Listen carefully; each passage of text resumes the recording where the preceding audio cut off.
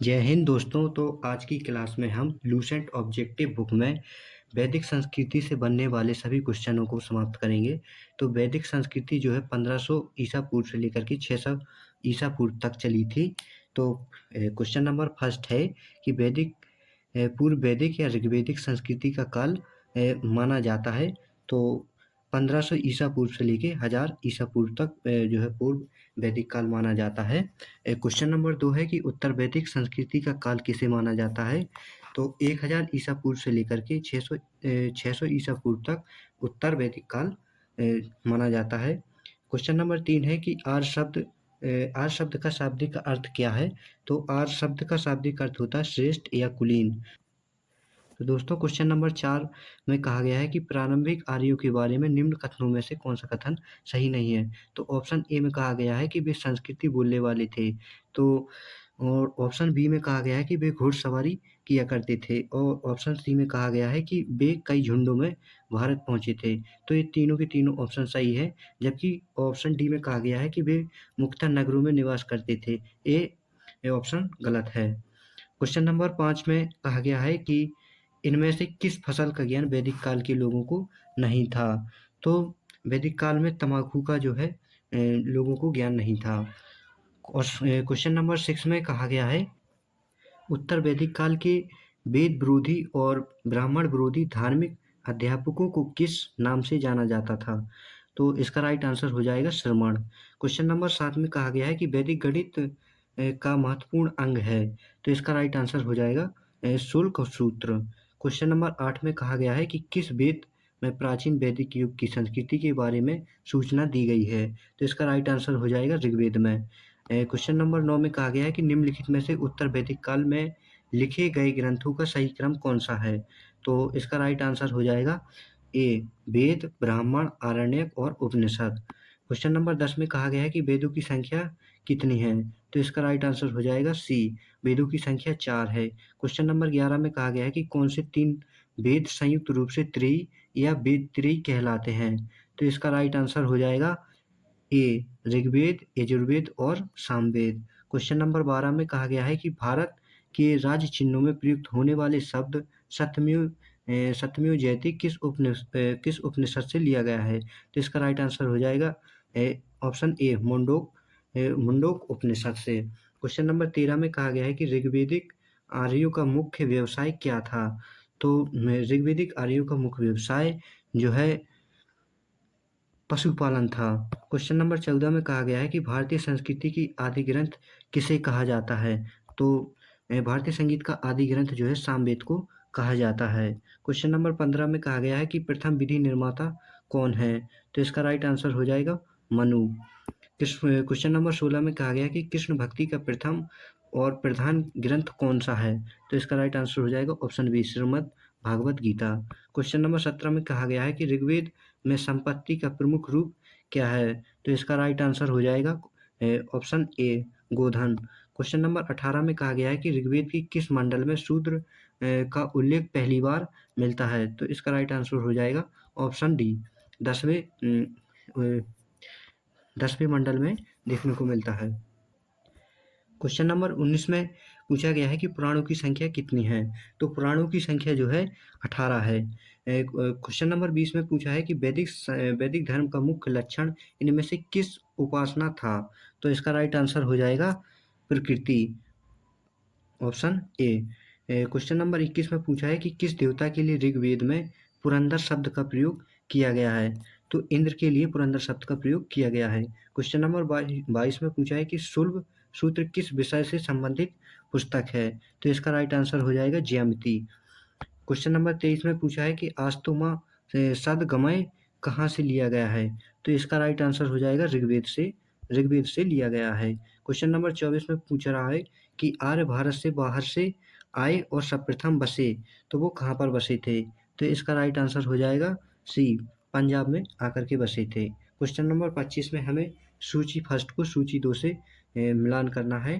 तो सूची फर्स्ट में वेद दिए हुए हैं और सूची 2 में यज्ञकर्ताओं के नाम दिए हुए हैं। तो ऑप्शन ए में कहा गया है कि ऋग्वेद जो है ऋग्वेद के यज्ञकर्ता को होता या हुत्र कहा जाता है। और यजुर्वेद के यज्ञकर्ता को अर्धवर्यु कहा जाता है। सामवेद के यज्ञकर्ता को उद्गाता या उद्गात्र कहते हैं। अथर्ववेद की को ब्रह्मा कहा जाता है। इसलिए इसका राइट आंसर हो जाएगा ऑप्शन ए। क्वेश्चन नंबर 26 में कहा गया है कि वेदों को अपूर्व से क्यों कहा गया है? तो इसका राइट आंसर हो जाएगा ए, क्योंकि वेदों की रचना देवताओं के द्वारा की गई है। क्वेश्चन नंबर 27 में कहा गया है कि वैश्विक दर्शन की प्रतिपादक कौन है? तो इसका राइट आंसर हो जाएगा उलूकगणत। क्वेश्चन नंबर 28 में पूछा है कि मीमांसा या पूर्व मीमांसा के दर्शन के प्रतिपादक कौन है? तो इसका राइट आंसर हो जाएगा जैमिनी। क्वेश्चन नंबर 29 में कहा गया है कि वेदांत या उत्तर मीमांसा दर्शन के प्रतिपादक कौन है? तो वेदांत या उत्तर मीमांसा दर्शन के प्रतिपादक जो है बादरायण हैं। क्वेश्चन नंबर 30 में कहा गया है कि ऋग्वेद का कौन सा मंडल पूर्णतः सोम को समर्पित है? तो इसका राइट आंसर हो जाएगा 9वां मंडल। क्वेश्चन नंबर 31 में कहा गया है कि प्रसिद्ध 10 राजाओं का युद्ध दशराज युद्ध किस नदी के तट पर लड़ा गया था? तो इसका राइट आंसर हो जाएगा परुष्णी नदी के तट पर लड़ा गया था। क्वेश्चन नंबर 32 में कहा गया है कि धर्मशास्त्रों में भू राजस्व की दर कितनी थी? तो जो भू राजस्व की दर है वो 1/6 थी। क्वेश्चन नंबर 33 में कहा गया है कि 800 ईसा पूर्व से 600 ईसा पूर्व का काल किस युग से जुड़ा है? तो इसका राइट आंसर हो जाएगा ब्राह्मण युग से जुड़ा है। देखते हैं हम क्वेश्चन नंबर 34 को। तो क्वेश्चन नंबर 34 में कहा गया है कि किस काल में अछूत की अवधारणा स्पष्ट रूप से उदित हुई? तो इसका राइट आंसर हो जाएगा ऑप्शन डी, धर्मशास्त्र के काल में। क्वेश्चन नंबर 35 में कहा गया है कि एशिया माइनर स्थित बोगा जाकुई का महत्व इसलिए है कि फर्स्ट ऑप्शन में दिया गया है कि वहाँ जो अभिलेख प्राप्त हुए हैं उनमें 4 वैदिक देवताओं इंद्र, वरुण, मित्र, नासत्य का उल्लेख मिलता है। ऑप्शन बी में कहा गया है कि मध्य एशिया और तिब्बत के बीच एक महत्वपूर्ण व्यापारिक केंद्र था। ऑप्शन सी में कहा गया है कि वेद के मूल ग्रंथ की रचना यही हुई है। तो इसका राइट आंसर हो जाएगा ऑप्शन ए, कि वहाँ जो अभिलेख प्राप्त हुए उनमें 4 वैदिक देवता इंद्र, वरुण, मित्र और नासत्य का उल्लेख मिलता है। क्वेश्चन नंबर 36 में कहा गया है कि गायत्री मंत्र देवी सावृत को संबोधित किस पुस्तक में मिलता है? तो इसका राइट आंसर हो जाएगा ऑप्शन ए, ऋग्वेद में हमें गायत्री मंत्र की चर्चा मिलती है। क्वेश्चन नंबर 37 में कहा गया है कि न्याय दर्शन को प्रचारित किया गया, तो किसके द्वारा प्रचारित किया गया? इसका राइट आंसर हो जाएगा गौतम के द्वारा। क्वेश्चन नंबर 38 में कहा गया है कि प्राचीन भारत में निष्क से जाने जाते थे, तो निष्क के नाम से जो है स्वर्ण आभूषण जाने जाते थे। क्वेश्चन नंबर 39 में कहा गया है कि योग दर्शन के प्रतिपादक कौन है? तो योग दर्शन के प्रतिपादक पतंजलि हैं। उपनिषद पुस्तकें हैं, तो उपनिषद पुस्तकें जो है वो है दर्शन पर आधारित है। तो क्वेश्चन नंबर 41 में हमें फिर से सूची 1 को सूची 2 से मिलान करना है। ऑप्शन ए में कहा गया है कि ऋग्वेद जो है स्रोत एवं प्रार्थनाओं से संबंधित है, और यजुर्वेद जो है वो स्रोत एवं कर्मकांड से संबंधित है, और जो सामवेद है वो संगीतमय स्रोत से संबंधित है, और अथर्ववेद जो है तंत्र मंत्र एवं वशीकरण से संबंधित है। तो क्वेश्चन नंबर 42 में देखते हैं कि आरंभिक वैदिक साहित्य में सर्वाधिक वर्णित नदी है। तो आरंभिक वैदिक में जो सर्वाधिक वर्णित नदी है वो है सिंधु। तो क्वेश्चन नंबर 43 में कहा गया है कि उपनिषद काल के राजा अश्वपति शासक थे, तो अश्वपति शासक कहाँ के शासक थे? तो इसका राइट आंसर हो जाएगा केकई के। अध्यात्म ज्ञान के विषय में नचिकेता और यम का संवाद किस उपनिषद में हमें देखने को मिलता है? तो इसका राइट आंसर हो जाएगा कठोपनिषद में हमें देखने को मिलता है। क्वेश्चन नंबर 45 में कहा गया है कि वैदिक नदी कुंभा काबुल का स्थान कहाँ निर्धारित होना चाहिए? तो इसका राइट आंसर हो जाएगा अफगानिस्तान में। क्वेश्चन नंबर 46 में कहा गया है कि कपिल मुनि द्वारा प्रतिपादित दार्शनिक प्रणाली है, तो इसका राइट आंसर हो जाएगा सांख्य दर्शन। क्वेश्चन नंबर 47 में कहा गया है कि भारत के किस स्थल की खुदाई लौह धातु के प्रश्नल के प्राचीनतम प्रमाण से मिले हैं। तो इसका राइट आंसर हो जाएगा अतरंजी खेड़ा। क्वेश्चन नंबर 48 देखते हैं। क्वेश्चन नंबर 48 में कहा गया है कि निम्नलिखित में से किसका संकलन ऋग्वेद पर आधारित है। तो इसका राइट आंसर हो जाएगा सामवेद का। क्वेश्चन नंबर 49 में कहा गया है कि निम्नांकित में कौन सा पृष्ठानयत्री में शामिल नहीं है। तो पृष्ठानयत्री में शामिल जो है भागवत शामिल नहीं है। तो क्वेश्चन नंबर 50 में कहा गया है कि कर्म का सिद्धांत संबंधित है। तो इसका राइट आंसर हो जाएगा बी मीमांसा। क्वेश्चन नंबर 51 में हमें फिर से जो है सुमिलित करना है। तो ऑप्शन ए में कहा गया है कि अथर्ववेद जो है वो औषधियों से संबंधित है, और जो ऋग्वेद है वो ईश्वर की महिमा से संबंधित है, और यजुर्वेद जो है वो बलिदान से संबंधित है, और सामवेद जो है वो संगीत से संबंधित है। इसलिए इसका राइट आंसर हो जाएगा ऑप्शन ए। क्वेश्चन नंबर 52 में कहा गया है कि चरक संहिता नामक पुस्तक किस विषय से संबंधित है। तो इसका राइट आंसर हो जाएगा चिकित्सा से चरक संहिता जो है संबंधित है। क्वेश्चन नंबर 53 में कहा गया है कि यज्ञ संबंधी विधि विधानों का पता चलता है। तो यज्ञ संबंधी विधि विधानों का पता जो है हमें यजुर्वेद से पता चलता है। क्वेश्चन नंबर 54 में वैदिक युगीन सभा जो है कहा जाता था। तो गांव की व्यवसायिक लोगों की संस्था थी। ऑप्शन नंबर बी में कहा गया कि राज दरबार होता था। ऑप्शन सी में कहा गया है कि मंत्री परिषद थी, और ऑप्शन डी में कहा गया है कि राज्य के समस्त लोगों की एक राष्ट्रीय सभा थी। तो इसका राइट आंसर हो जाएगा ऑप्शन नंबर सी, वो जो थी मंत्री परिषद थी। क्वेश्चन नंबर 55 में कहा गया है कि वैदिक युग में प्रचलित लोकप्रिय शासन प्रणाली थी। तो इसका राइट आंसर हो जाएगा गणतंत्र। क्वेश्चन नंबर 56 में कहा गया कि सबसे प्राचीन वेद कौन सा है। तो सबसे प्राचीन वेद जो है वो ऋग्वेद है। क्वेश्चन नंबर 57 में कहा गया है कि निम्नलिखित में से कौन भारतीय दर्शन की आरंभिक विचारधारा है। तो इसका राइट आंसर हो जाएगा सांख्य। क्वेश्चन नंबर 58 में कहा गया है कि सांख्य, योग, न्याय, वैशेषिक, मीमांसा एवं वेदांत इन 6 भिन्न भारतीय दर्शनों की स्पष्ट रूप से अभिव्यक्ति कौन कौन करता है। तो जो इसका राइट आंसर हो जाएगा वैदिक युग में। क्वेश्चन नंबर 59 में कहा गया है कि निम्नलिखित में वह दस्तकारी कौन सी है जो आर्यों द्वारा व्यवहार में नहीं लाई गई थी। तो इसका राइट आंसर हो जाएगा लोहार। क्वेश्चन नंबर 60 में कहा गया है 60 में फिर से हमें सूची 1 को सूची 2 से सुमेलित करना है। सूची 1 में उपवेद दिए हुए हैं, और सूची 2 जो है उससे संबंधित वेद है। तो आयुर्वेद जो है वो ऋग्वेद से संबंधित है, धनुर्वेद जो है वो यजुर्वेद से संबंधित है, गंधर्ववेद जो है सामवेद से संबंधित है, और शिल्पवेद या अर्थशास्त्र जो है वो अथर्ववेद से संबंधित है। इसलिए इसका राइट आंसर हो जाएगा ऑप्शन ए। क्वेश्चन नंबर 61 में देखते हैं कि 61 में कहा गया है कि ऋग्वेद की किन 6 मंडलों को वंश मंडल या फिर गोत्र मंडल कहा जाता है।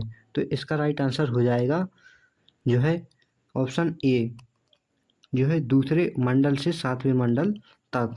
क्वेश्चन नंबर 62 में कहा गया है कि किस वेद में जादुई माया और वशीकरण से संबंधित वर्णन हमको देखने को मिलता है।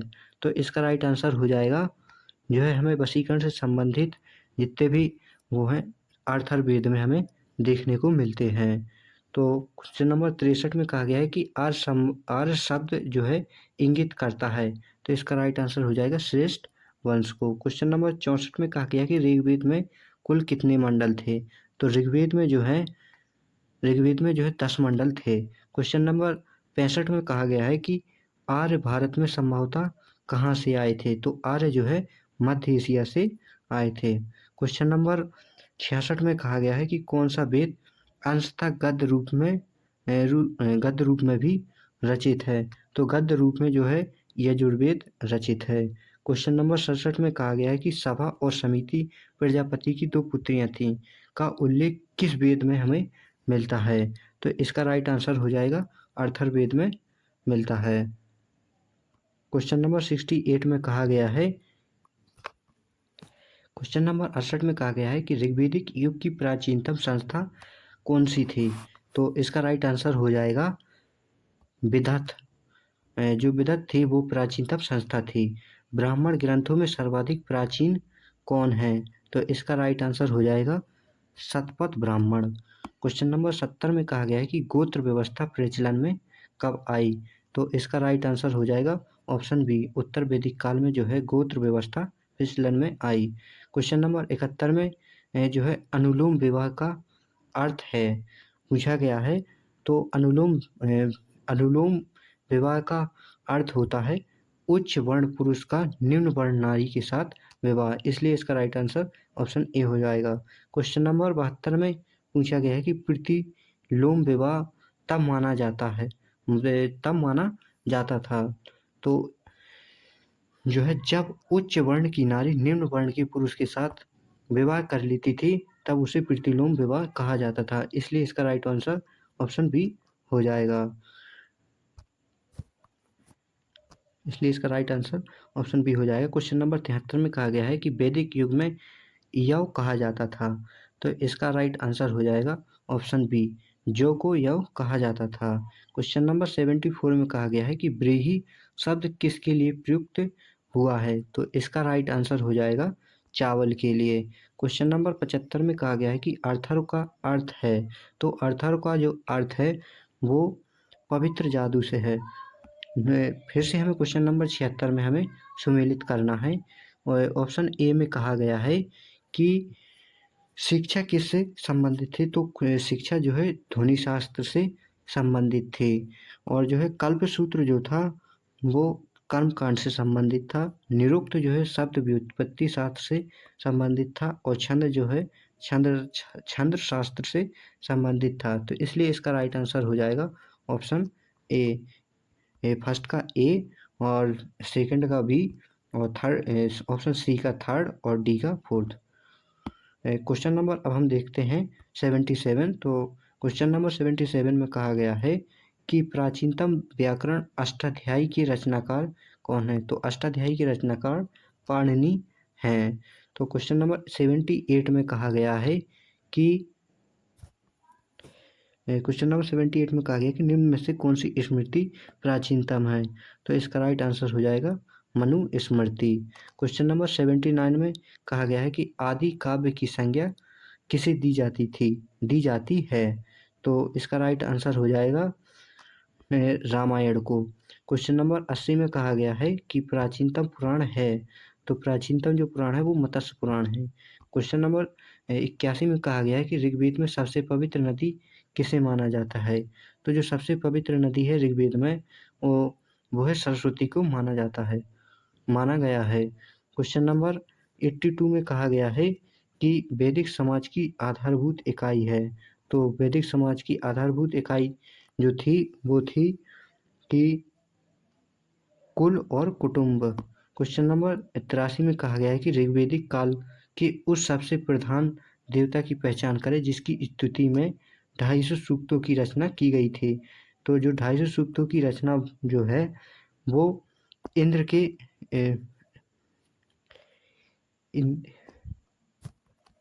इंद्र की स्तुति में की गई थी। क्वेश्चन नंबर 84 में कहा गया कि किस वेद में सभा को नलिष्ट अर्थात सामूहिक वाद विवाद या अलंघनीय कहा गया है?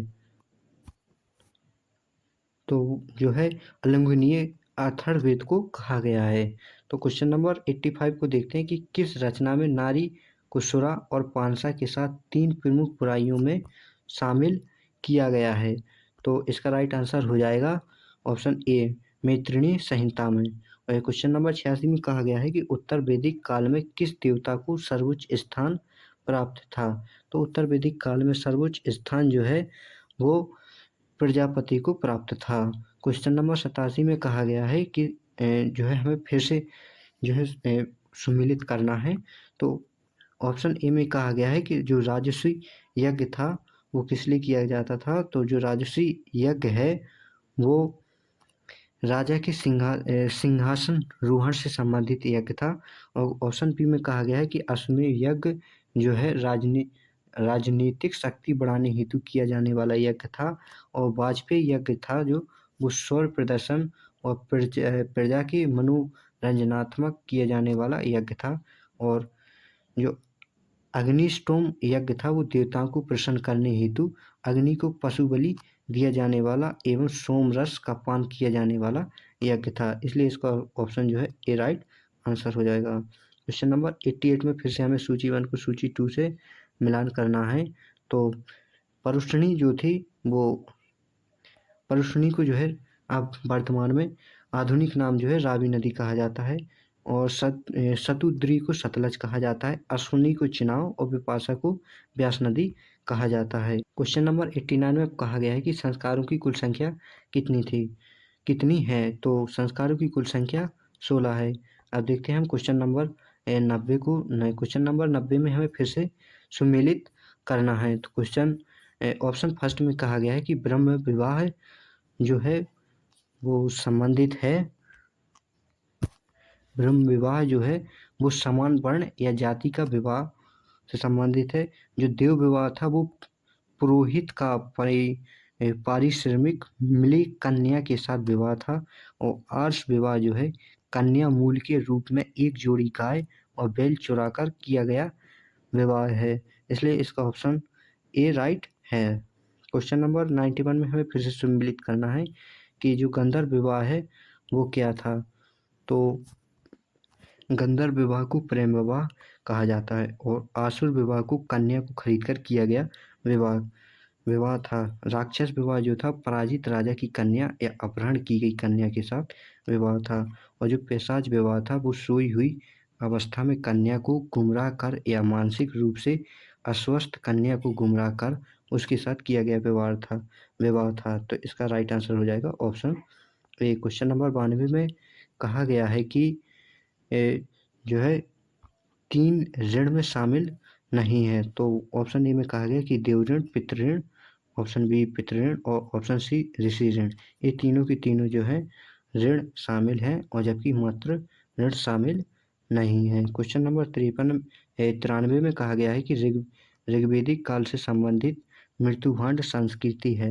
तो इसका राइट आंसर हो जाएगा ऑप्शन ए गेरुवर्णी मृतभांड संस्कृति। क्वेश्चन नंबर 94 में कहा गया है कि उत्तर वैदिक काल से संबंधित मृत्युभांड संस्कृति है।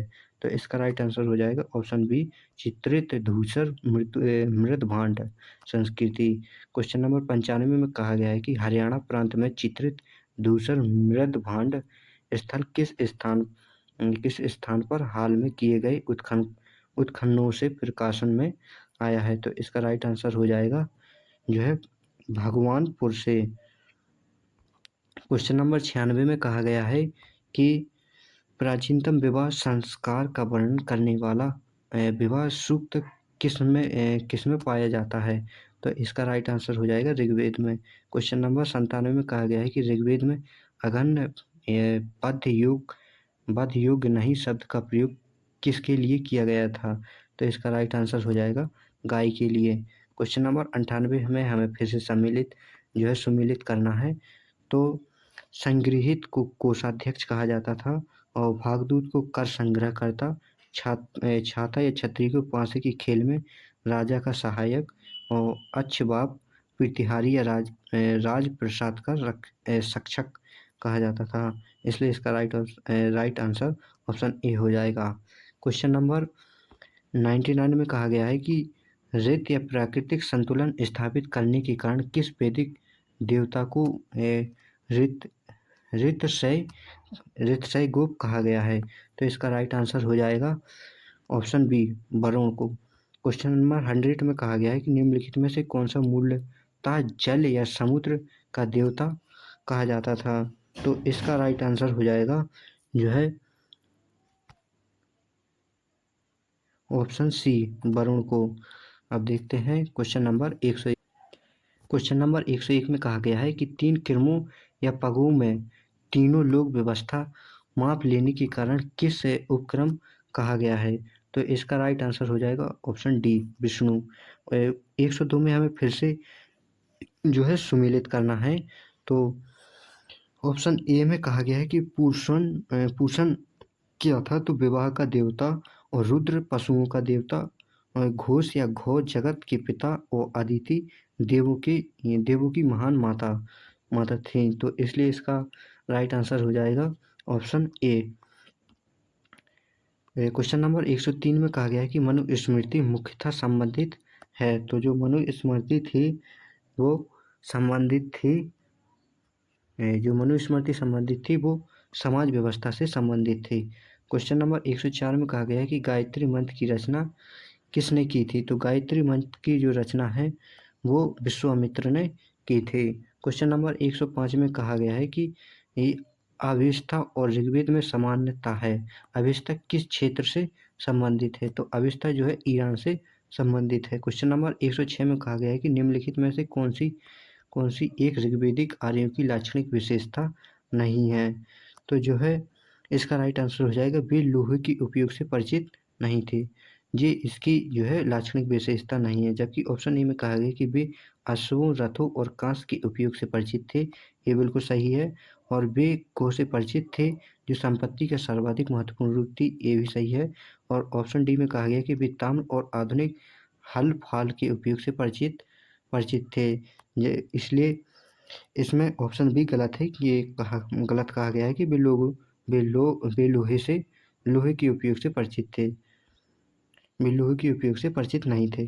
क्वेश्चन नंबर 107 में कहा गया है कि ऋग्वेद में निम्नलिखित किन नदियों का उल्लेख अफगानिस्तान के साथ आर्यों से संबंध का सूचक है। तो इसका राइट आंसर हो जाएगा ऑप्शन सी, कुंभा और किरमू। क्वेश्चन नंबर 108 में कहा गया है कि धर्म तथा ऋतु भारत की प्राचीन वैदिक संस्कृति के एक केंद्रीय विचार को चित्रित करते हैं। इस संदर्भ में निम्नलिखित कथनों पर विचार कीजिए। तो ऑप्शन ए में कहा गया है कि जो है धर्म व्यक्ति के दायित्व एवं स्वयं तथा दूसरों की प्रति व्यक्तित्व कर्तव्यों की संकल्पना था। ऑप्शन बी में कहा गया है कि ऋत मूलभूत नैतिक विधान था जो सृष्टि और उसमें अंतर्निहित सारे तत्वों के क्रियाकलापों को संचालित करता था। इसलिए इसमें जो है ऑप्शन केवल एक और दो दोनों के दोनों जो है ऑप्शन राइट है। इसलिए इसका राइट आंसर ऑप्शन सी हो जाएगा। क्वेश्चन नंबर 109 में कहा गया है कि आर्यों की आर्कटिक होम सिद्धांत का पक्ष किसने लिया था। इसका राइट आंसर हो जाएगा ऑप्शन सी, बीजी तिलक ने। क्वेश्चन नंबर 110 में हमें फिर से सूची 1 को सूची 2 से मिलान करना है। सूची 1 में वैदिक नदियाँ दी हुई हैं और उनके जो है सूची 2 में आधुनिक नाम दिए हुए हैं।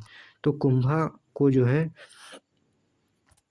कुंभा नदी को जो है वर्तमान में जो है काबुल नदी के नाम से जाना जाता है। और पारुष्णी नदी को जो है रावी नदी के नाम से जाना जाता है। और जो है सदा नीरा को जो है गंडक के नाम से जाना जाता है। और सदुत्री को जो है सतलज के नाम से जाना जाता है। इसलिए 110 का राइट आंसर हो जाएगा ऑप्शन बी। क्वेश्चन नंबर 111 में कहा गया है कि ऋग्वेद में सूक्तों की संख्या कितनी थी। तो ऋग्वेद में सूक्त हैं। क्वेश्चन नंबर 111 में कहा गया है कि ऋग्वेद में सूक्त हैं। तो सूक्तों की संख्या जो है 1028 है। क्वेश्चन नंबर 112 में कहा गया है कि पूर्व वैदिक आर्यों का धर्म प्रमुखता था। तो इसका राइट आंसर हो जाएगा सी, प्रकृति पूजा और यज्ञ। क्वेश्चन नंबर 113 में कहा गया कि पतंजलि कौन था। तो पतंजलि जो है पाणिनि के संस्कृत व्याकरण और अष्टाध्यायी के एक टीचर थे। क्वेश्चन नंबर 114 में कहा गया है कि शतपथ ब्राह्मण से संबंधित राजा विदेत माधव से संबंधित ऋषि थे। तो इसका राइट आंसर हो जाएगा ऋषि गौतम रघुगण। तो दोस्तों आज की क्लास में हमने जो है वैदिक काल से बनने वाले जितने भी क्वेश्चन थे वो हमने समाप्त कर लिए हैं। तो अगली क्लास में जो है हम वहाँ जनपद काल से बनने वाले जितने भी क्वेश्चन होंगे उन्हें समाप्त करेंगे। जय हिंद दोस्तों।